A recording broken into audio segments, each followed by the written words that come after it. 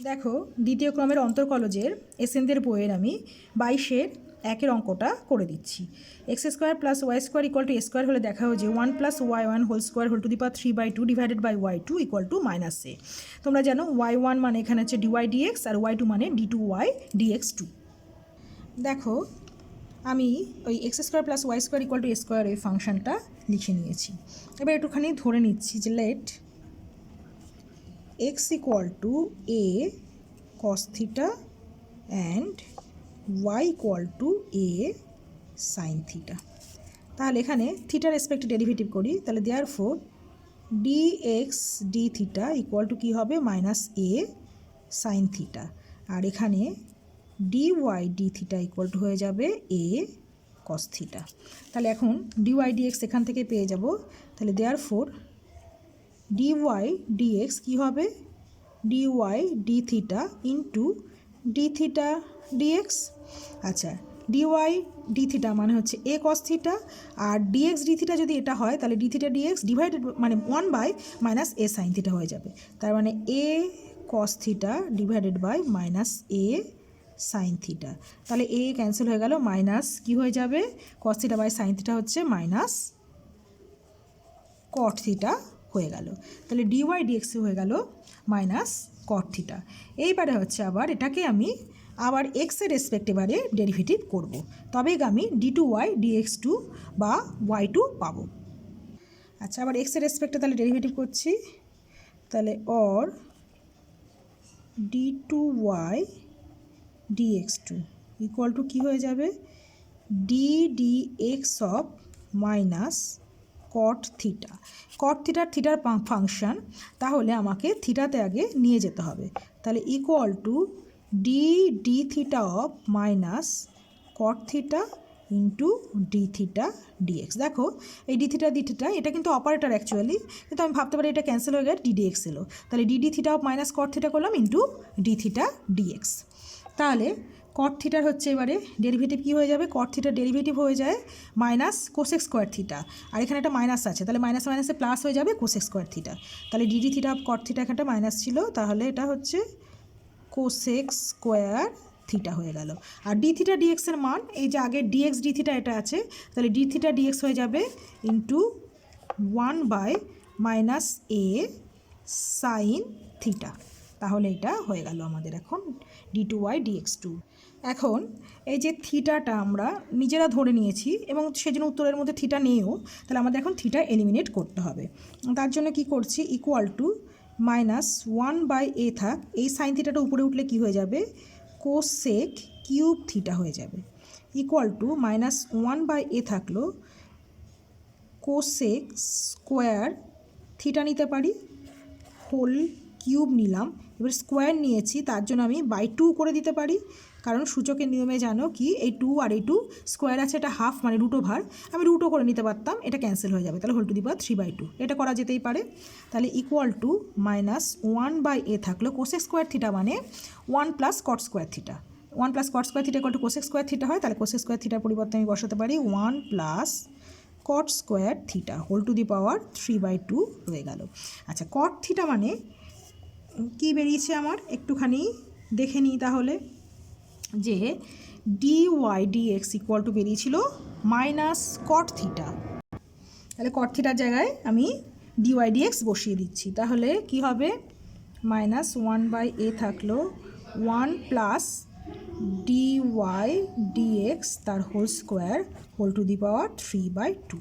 এইবারে পরের লাইনে আমি dy dx এর পরিবর্তে y1 বসাচ্ছি আর dy dx এর পরিবর্তে y2 বসিয়ে দিচ্ছি, তাহলে or y2 equal to -1/a 1 + y1 square whole to the power 3/2। Or কী হবে এই y2টাকে ওপাশে নিয়ে যায় আর -1/এটাকে এপাশে পাঠিয়ে দিই, তাহলে কী হবে অর হচ্ছে 1 + y1 square whole to the power 3/2 divided by y2 equal to -a। তাহলে এটাই আমাদেরকে প্রমাণ করতে দিয়েছিল।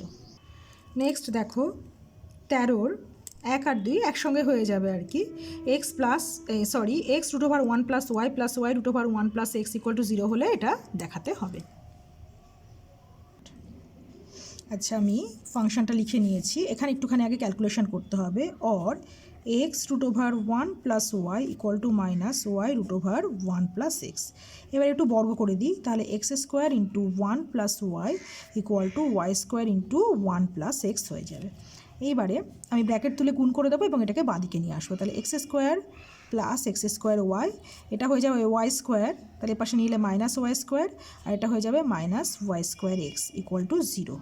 অর এটা এক্স স্কোয়ার মাইনাস ওয়াই স্কোয়ারে যদি ফর্মুলা করি তাহলে x plus y into x minus y, আর এই দুটোর মধ্যে থেকে প্লাস এক্স ওয়াই যদি কমন নিই তাহলে পড়ে থাকছে x minus y equal to 0। Or তাহলে এক্স মাইনাস ওয়াই কমন চলে যাচ্ছে পুরোটার থেকে, x plus y plus x y equal to 0।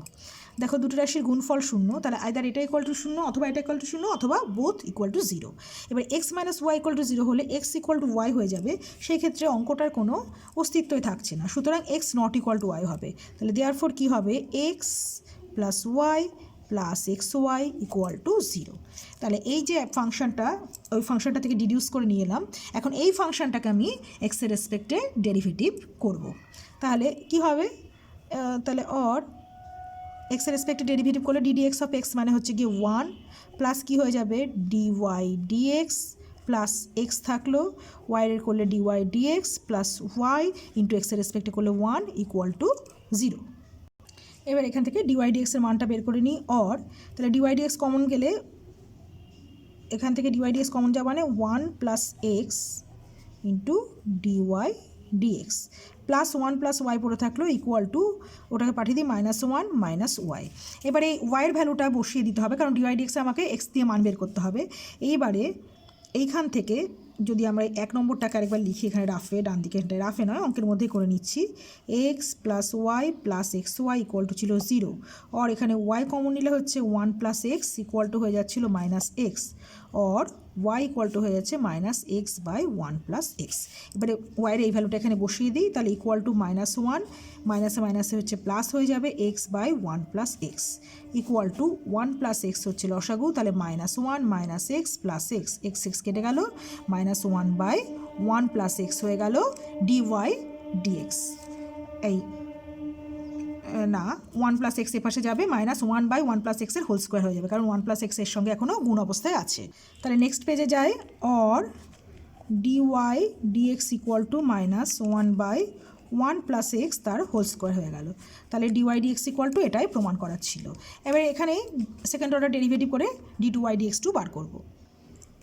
এবারে অর তাহলে dy dx equal to -1 plus x whole to the power -2, তাহলে therefore d2y dx2 equal to minus থাকলো two -2 into 1 plus x whole to the power -2 -1 into এক্সের জন্য 1 হয়ে যাবে। তাহলে মাইনাসে মাইনাসে 2 into 1 plus x whole to the power -3, তার মানে 2 divided by 1 plus x whole to the power 3। তাহলে দেখো d2y dx2 ইকুয়াল টু এটা প্রমাণ হয়ে গেল।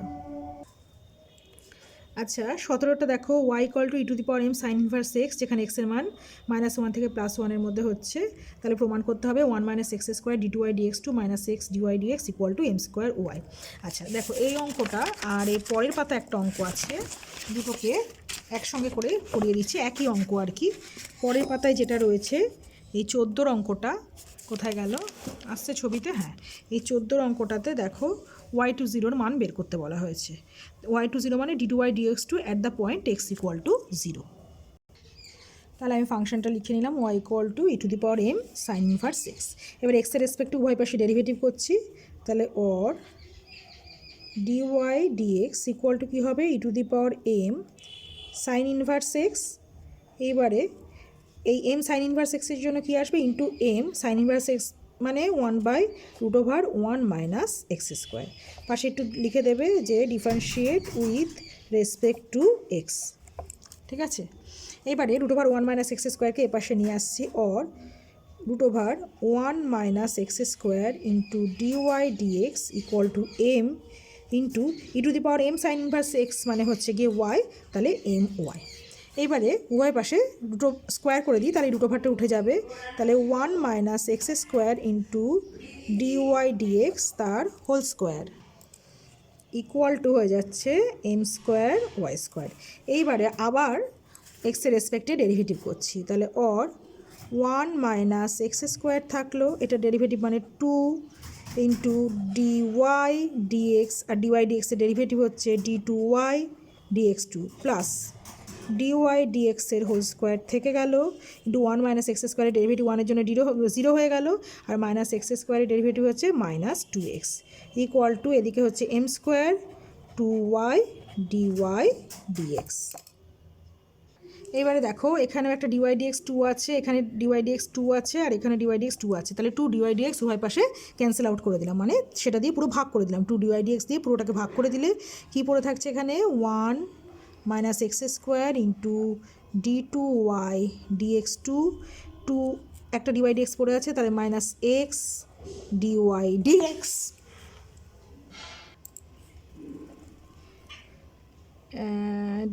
ইকুয়াল টু এখান থেকে 2 ডিওয়াই ডিএক্স চলে গেছে, তাহলে পড়ে আছে এম স্কোয়ার ওয়াই। তাহলে এটাই কিন্তু প্রমাণ করা ছিল। এইবারে d two y dx two at the point x equal to 0 বের করতে হবে। তাহলে এখানে অ্যাট এক্স ইকুয়াল টু 0-তে কী অবস্থা হচ্ছে একটুখানি দেখে নিই।